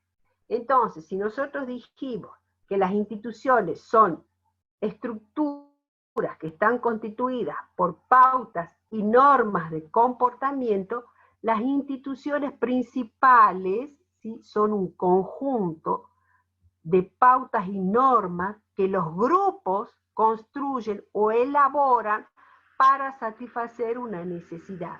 Y dentro de estas instituciones principales, como la familia, la económica, la educativa, la política, la sanitaria, dentro de ellas están las subsidiarias, ¿sí? Y las subsidiarias son menores que las instituciones, es decir, son las unidades que constituyen a las principales. Y ya va a quedar más clarito cuando veamos los tipos que hay de instituciones. Entonces tenemos las instituciones principales, ¿cuáles son? La familiar, la educativa, la económica, la política, la religiosa, la recreativa y la sanitaria. Entonces aquí ustedes se dan cuenta que son lo mismo que los grupos, pero ¿cuál es la diferencia? Que son los grupos como familia los que construyen, ¿sí?, las pautas y normas de funcionamiento de la familia, que son los grupos educativos los que construyen las pautas y normas, ¿sí?, para la educación, que son los grupos económicos los que construyen las pautas y normas, ¿sí?, y ejecutan también, ¿no?, todos los grupos, normas de la economía, es decir, de producción, distribución, almacenamiento, mercadeo de los alimentos, por ejemplo, que es el grupo político el que crea las instituciones políticas, es decir, las pautas y normas políticas, que es el grupo religioso el que crea las pautas y normas religiosas dentro de la sociedad.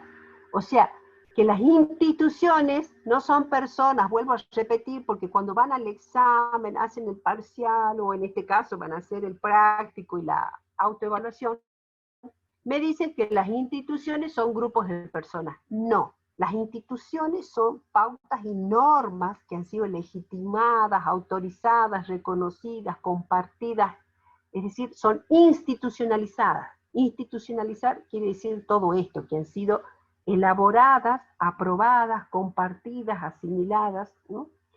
Entonces las instituciones no son grupos, no son personas. ¿Y cuáles son las características de la institución familiar? ¿Sí?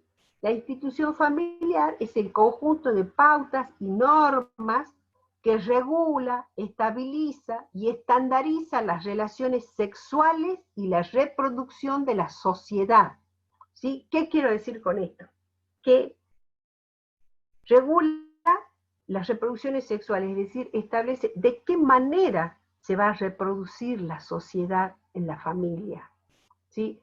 Y entonces tenemos que no está permitido, por ejemplo, tener relaciones sexuales en la vía pública, ¿sí? Esa sería una norma del funcionamiento de la familia en cuanto a reproducción de la sociedad. Otra forma sería, por ejemplo, de qué manera los padres tienen que hacerse cargo de la alimentación de los hijos, ¿sí? ¿Por qué tienen que hacerse cargo? Entonces se construyen todo este conjunto de pautas y normas en relación al funcionamiento de la familia. Entonces la institución primaria es esta, la familiar, y dentro de la familiar se encuentran las instituciones subsidiarias como por ejemplo el noviazgo, el matrimonio, el concubinato, el parentesco. ¿Qué quiero decir con esto? Que dentro de esta gran institución familiar que regula, estabiliza y estandariza las relaciones sexuales y de reproducción de la sociedad, está por ejemplo la institución subsidiaria que es el noviazgo. Hay determinado tipo de pautas de comportamientos que se deben cumplir en el noviazgo, hay determinado tipo de pautas o normas para el matrimonio, para el concubinato. Ahora, antes no había nada legislado sobre el concubinato, ahora sí, por ejemplo, que para poder reclamar derechos o servicios, el concubino debe convivir por lo menos más de 5 años con la persona, ¿no? Esas serían las instituciones subsidiarias. La principal es la familiar, y las subsidiarias es aquellas que contribuyen, ¿sí?, a constituir la totalidad de la institución familiar, serían dentro de esta el noviazgo, el matrimonio, el concubinato, el parentesco. Después, en cuanto a la educativa, sí, es el conjunto de normas y pautas que regula, estabiliza y estandariza el proceso de socialización tanto informal como formal, ¿sí? Y así tenemos, por ejemplo, que son todos aquellos grupos educativos que construyen o elaboran todas las normas que se deben cumplir en el ámbito de la educación formal, es decir, la educación primaria, secundaria, terciaria, universitaria. Y las subsidiarias de esta institución educativa, es decir, todas aquellas que permiten que se concrete la institución educativa, serían, por ejemplo, el sistema de exámenes, el sistema de inscripciones en un establecimiento educativo, el sistema de parciales que se lleva a cabo en la universidad, por ejemplo, sería una institución subsidiaria de la educativa, es decir, que existen normas que los alumnos deben cumplir para desarrollar un parcial, y esas normas las debe cumplir, y esa norma es la que contribuye a la concreción de la institución educativa primaria. El sistema de evaluación es otro tipo de institución subsidiaria. El dictado de clases, es decir, la manera en que se dictan las clases. Por ejemplo, ahora, esta forma en que estamos dando la clase de la Cátedra Sociología y Antropología Nutricional es una institución subsidiaria.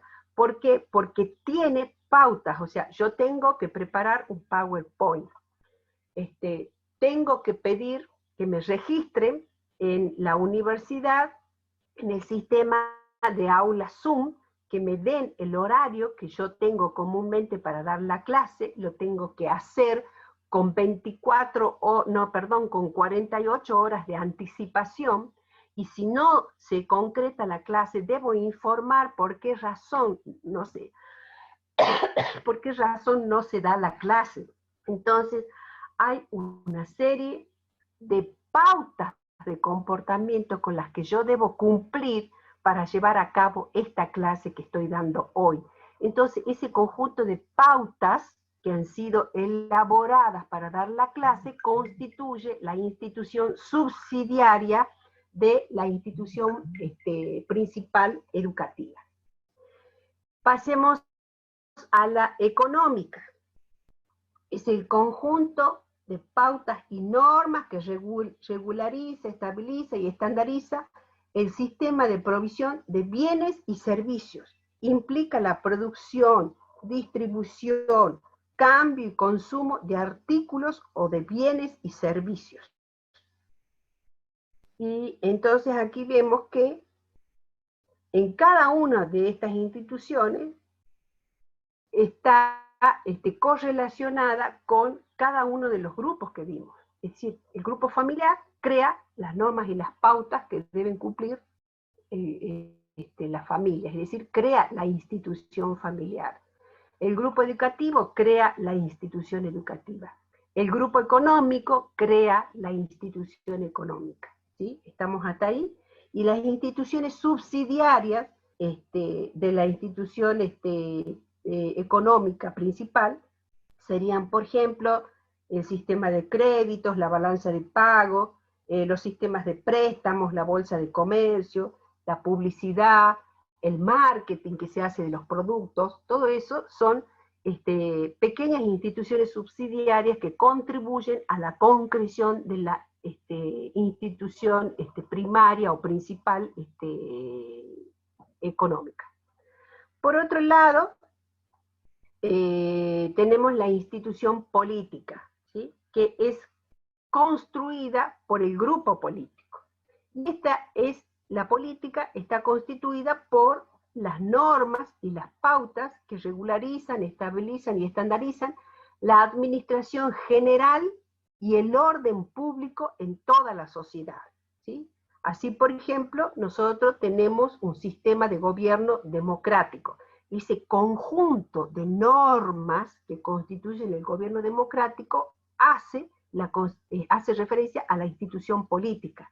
Y la institución subsidiaria de esta institución política sería, por ejemplo, el sistema judicial, que tiene un conjunto de normas que debe cumplir para proceder, el sistema legislativo, el ejecutivo, el policial, el militar. Las relaciones diplomáticas también son instituciones subsidiarias de la política. Los bomberos, la gendarmería, la policía federal, son todas pequeñas instituciones subsidiarias que contribuyen a la concreción de la institución primaria política. Ay, ya se me secó la boca. Vamos a la religiosa, ¿sí? La religiosa responde a la necesidad que tiene el hombre de establecer vínculos o relaciones con Dios. ¿sí? Y entonces esta regulariza, estabiliza y estandariza las formas de culto y creencia, los sistemas morales y éticos en cuanto al comportamiento que deben tener las personas cuando le hacen algún tributo o reverencia a Dios, ¿sí? Y también ellas, el grupo religioso, construye la institución religiosa legislando de distintos aspectos de la sociedad, como por ejemplo el aborto, ¿sí? Vamos a ver que hay instituciones que entran en contradicción.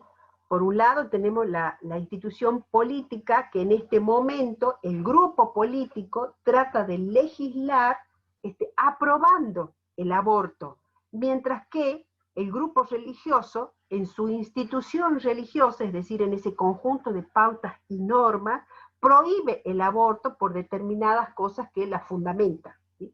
Entonces vamos a ver cómo las instituciones entran en conflicto, y es por eso que después se producen todos estos movimientos necesarios que hacen que las instituciones no sean permanentes por tiempo indefinido, sino que tienen que ir cambiando paulatinamente a medida que la sociedad evoluciona y se desarrolla.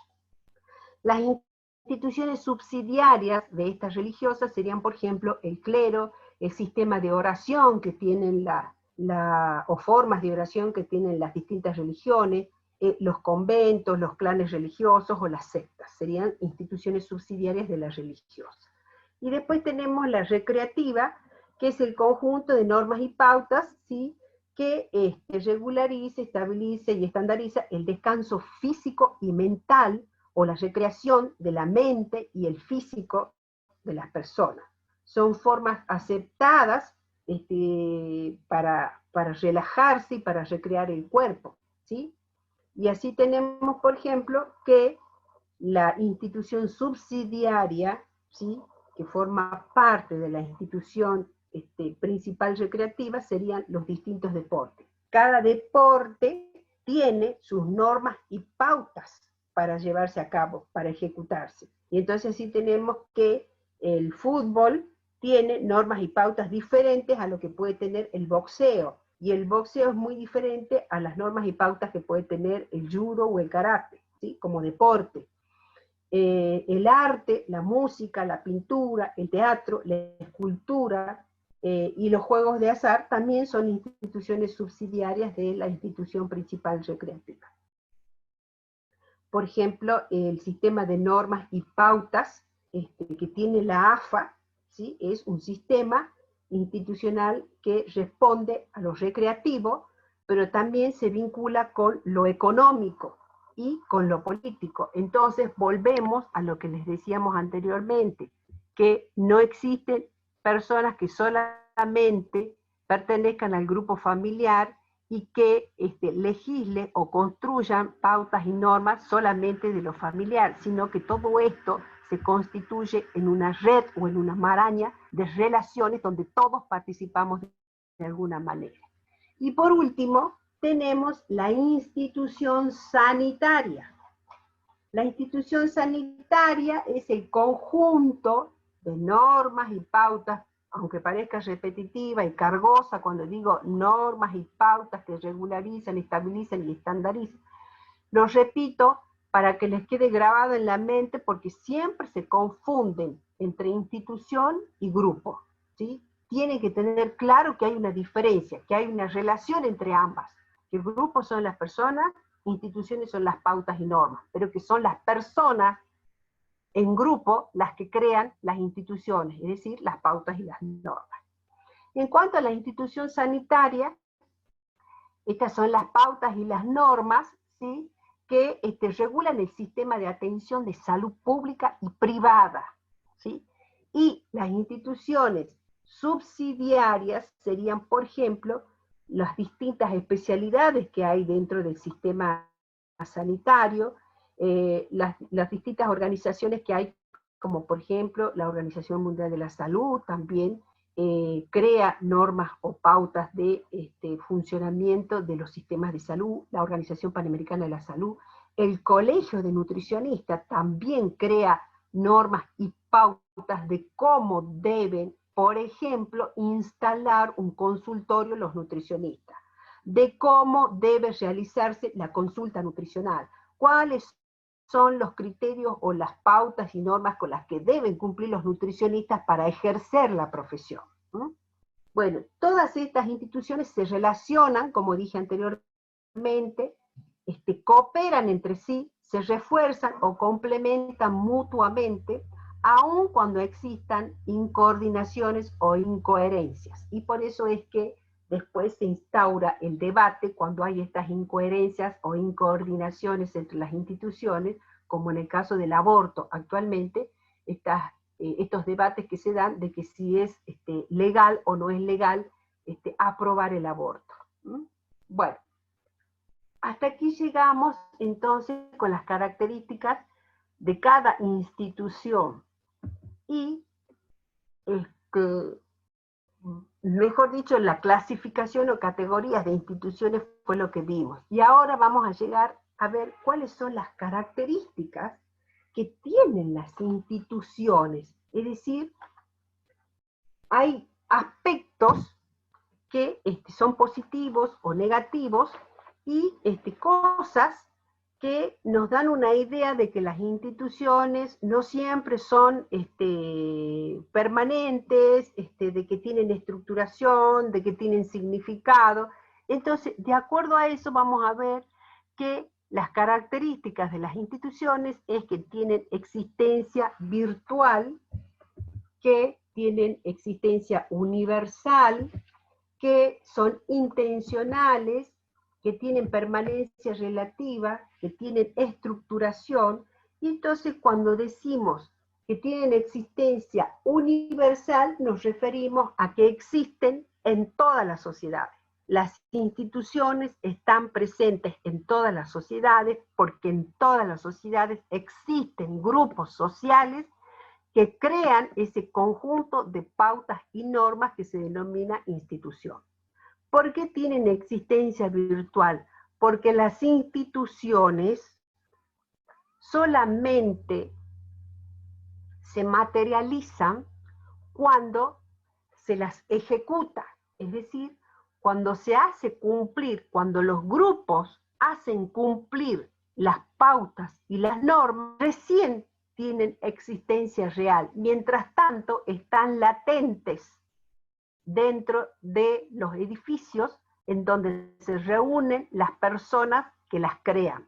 En este momento, por ejemplo, la universidad está cerrada. Digamos que está cerrada la universidad, o en épocas de vacaciones la universidad está cerrada.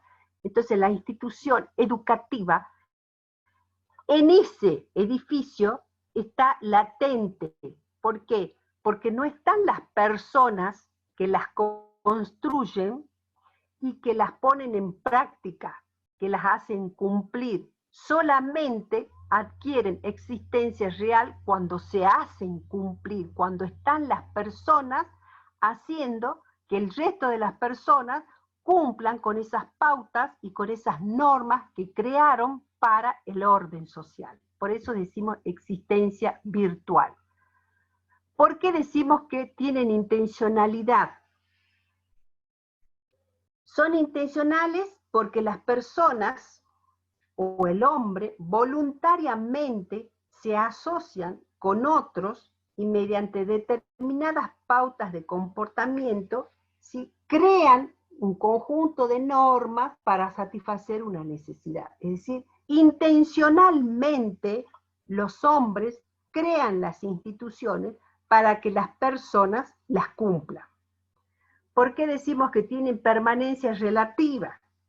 Si recordamos la pauta de comportamiento, esta se forma con la constante repetición por muchas personas de la misma manera durante un largo periodo de tiempo. Pero existen algunos factores, como el tiempo y el espacio, que influyen produciendo cambios. Y como las instituciones son una combinación o configuración de pautas y normas, también son duraderas o tradicionales, pero sujetas a modificaciones lentas, ¿sí?, a través del tiempo. Y por eso decía que cuando existen incoherencias o contradicciones entre dos instituciones, se instala el debate para llegar a un acuerdo y que exista coordinación entre las distintas instituciones, como el caso del aborto que les acabo de decir. Entonces, la permanencia relativa es a que siempre funcionan de la misma manera, que siempre existen, pero con los cambios, sobre todo con los cambios de la tecnología o la innovación tecnológica, se hace necesario que se vayan cambiando. Por eso es permanencia relativa, porque lentamente las instituciones van cambiando.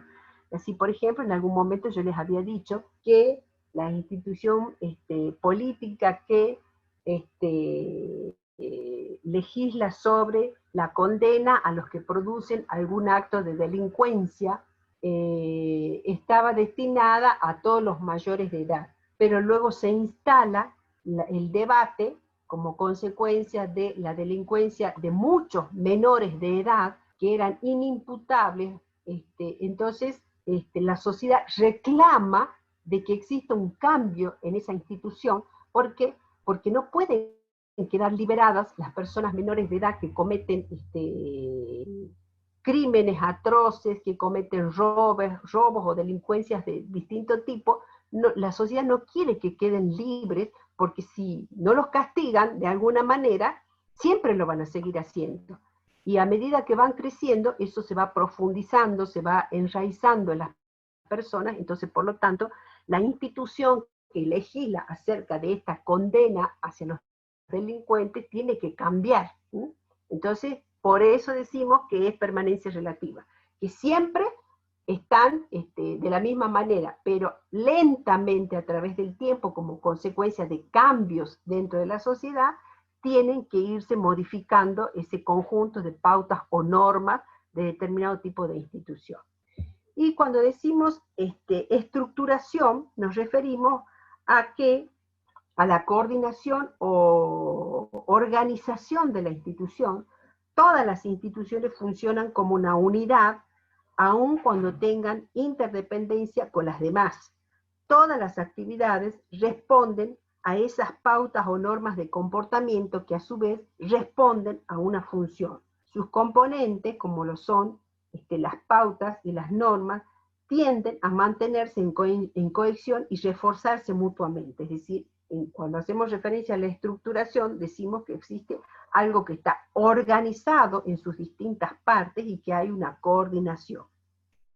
Y además tienen una carga de valor, ¿sí? Todas tienen una carga de valor por cuanto son uniformidades de conducta repetidas, se transforman en códigos normativos de conducta con relevancia social. Es decir, las pautas y las normas que se crean o que se construyen tienen un significado, y al tener un significado para la sociedad, tienen una carga de valor, es decir, son valoradas por la sociedad. En el caso que yo les decía de la delincuencia, ¿sí? El castigar a los delincuentes tiene algo de valor para la sociedad. ¿Por qué?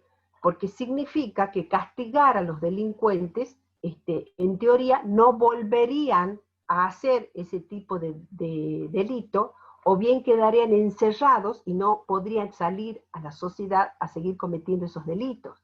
Entonces, este significado es muy valorado por la sociedad, y por eso decimos que las instituciones se caracterizan porque tienen una carga de valor, en el sentido de que tienen un significado muy importante para la sociedad. Y fíjense ustedes si no será importante, ¿sí? La familia, la educación, la salud, la política, la economía, el deporte, la religión, todo tiene un significado para la sociedad. Y las instituciones, si bien responden a una necesidad sentida por la población, estas tienen funciones que pueden ser positivas o negativas. Y vamos a ver entonces que pueden ser positivas o negativas, y vamos a ver por qué. Los efectos positivos que tienen las instituciones son, por ejemplo, la simplificación del comportamiento. ¿Por qué decimos la simplificación del comportamiento? Porque ya está pautado de qué manera se debe proceder. Entonces no hay que sentarse a pensar de qué manera vamos a resolver, por ejemplo, un juicio a una persona que reclama la cuota alimentaria de su hijo. Ya están las normas establecidas y la forma de proceder ante esas situaciones, y por lo tanto no hay que sentarse a pensar cómo se va a proceder. Es decir, que simplifican el comportamiento de las personas. Y proporcionan modelos de roles y relaciones. ¿A qué se refiere esto con que proporcionan modelos de relaciones? De roles, perdón. Y que al ya estar legitimado e institucionalizado una determinada forma de comportamiento, la gente tiende a elegir los roles, ¿sí?, que engloban esas pautas de comportamiento o esas normas de comportamiento dentro de la sociedad, y sabe de qué manera debe comportarse dentro de la sociedad, ¿sí? Y permiten coordinar y estabilizar la cultura total. Es decir, ninguna institución puede existir aislada o por sí misma de las otras instituciones. Las instituciones cooperan entre sí, se encadenan entre sí, por lo que cada una influye en diversos grados en las otras instituciones y a su vez es influida por las otras instituciones. Es decir, el conjunto de instituciones se articula en mayor o menor medida de manera que las actuaciones tengan coherencia con lo que está legislado. Y es por eso que cuando hay alteración de una de las instituciones, esta repercute sobre las restantes. En la actualidad, los grandes cambios en la institución económica, por ejemplo, origina también grandes cambios en las otras instituciones, como en la familia, y dentro de la familia el matrimonio, y los hijos, y dentro de la institución salud también, los grandes cambios económicos producen cambios dentro de la institución salud, de la institución recreación. En este momento, la institución económica sería lo que se conoce como la institución axial, que es aquella que tiene la mayor influencia sobre el resto de las instituciones, y que una pequeña modificación en esa institución axial, que en este momento sería la económica, produce cambio en el resto de todas las otras instituciones. En síntesis, entonces, simplifican el comportamiento, ofrecen modelos de relaciones y roles, coordinan y estabilizan la cultura total y regulan el comportamiento. Faltan 3 minutos. Bueno, ya terminamos. Y después tenemos los efectos negativos de las instituciones, ¿sí?, que se oponen al progreso social por el solo de conservar y estandarizar el comportamiento social. Es decir, cuesta cambiar las instituciones, y ustedes son testigos de que la institución, por ejemplo, de la policía, de la institución política, en sus controles, necesita un cambio y cuesta cambiar todo ese conjunto de normas y pautas que regulan el funcionamiento de la policía. Frustran la personalidad de la gente. ¿Por qué? Porque hay gente que se resiste a cumplir con determinadas pautas y normas, y por lo tanto se sienten frustradas porque se sienten limitadas a hacer lo que ellas quisieran hacer y está prohibido. Y producen dispersión de la responsabilidad social, en el sentido de que nadie se quiere hacer cargo de los conflictos que puedan suceder, porque la institución tiene que ser reformulada por los distintos grupos, ¿sí? Y los grupos cuesta reunirlos, es una cuestión que está sucediendo actualmente en la sociedad argentina, en donde, por ejemplo, hay problemas de seguridad y donde nadie se quiere hacer cargo. Y entonces tiene que entrar a discutirse con los distintos grupos de la sociedad, y sobre todo el grupo político y el económico, de qué manera se va a cambiar ese conjunto de pautas y de normas que están regulando el comportamiento de las personas, y tratar de ver de qué manera le van a otorgar mayor seguridad a la población, ya que no se cumple con lo que está pautado. Bueno, esto sería en términos generales todo lo relacionado con el grupo y las instituciones. A ver, voy a dejar de compartir. Dimos rápidamente este último aspecto porque no quiero que quedemos colgados sin cerrar el concepto, pero de todas maneras yo siento que no ha quedado muy claro esto de los efectos positivos y negativos de las pautas, así que en la próxima clase lo vamos a retomar, o en las consultas de los foros pueden también consultar con respecto a esto. Así que, bueno, ya en cualquier momento nos quedamos sin conexión, así que nos vemos la semana que viene. Y cualquier cosa, pregunten por el chat o por el foro no obligatorio, o bien tienen el jueves para preguntar por el foro obligatorio. Bueno, nos vemos la semana que viene, chicos. Acuérdense que el jueves es el foro obligatorio. Gracias, profe. De nada, chicos, hasta la semana que viene. Gracias, profe. Chao, profe, muchas gracias. De nada, chicos.